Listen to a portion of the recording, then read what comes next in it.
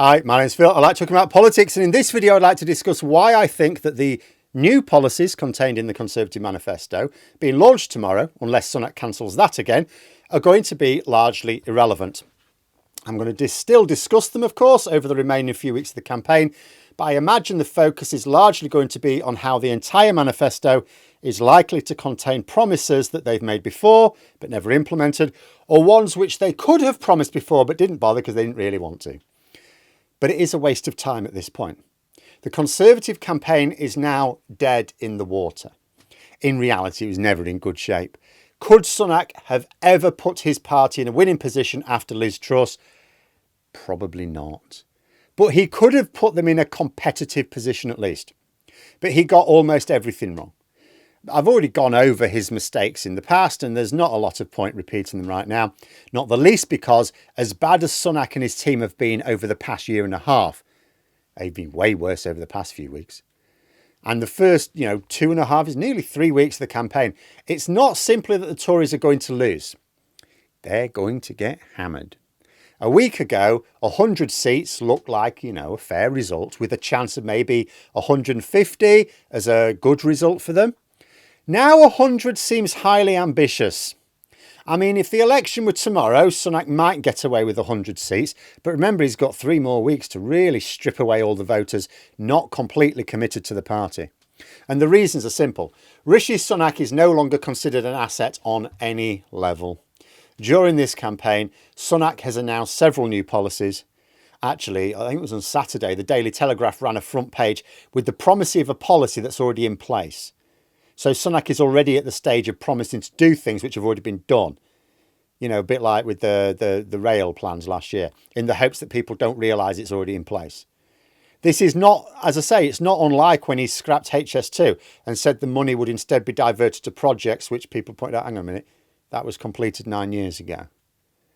But none of his policies matter anymore.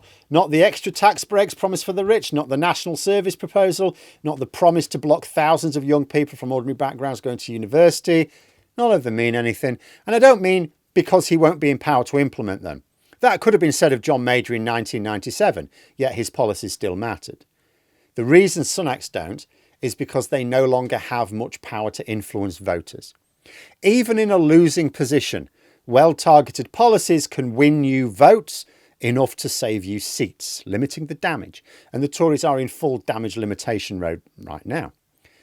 But Sunak's policies can't even do that. Because think about a hypothetical Conservative-leaning undecided voter who would back the Tories because of a particular policy. So imagine there is a policy that can get this hypothetical voter to go, yeah, okay, I'll vote for you. It may be because the party have a track record of delivery. No, neither Sunak nor his 14-year-old government have this. They are not boasting about anything in this election. They are not pointing to the benefits which austerity brought, or Brexit brought, or cancelling HS2 brought, or any of the other mad things they've done. They have no record of previous policy promises. Their entire shtick is to basically say, forget about the last 14 years, we're going to do this and it'll all be marvellous. So why should this hypothetical voter be interested in the new policies? Maybe they believe that Sunak is different and just needs a mandate to deliver on the promises, like the voters believed of Boris Johnson in 2019. But Sunak doesn't have that public faith in him. Not only has he had a large majority for a year and a half, and therefore the time to do something, and yet has done nothing, he has been outed as a liar last week. And after Sunak abandoned the D-Day commemoration as well, he cannot even be viewed as someone trying his best for the country.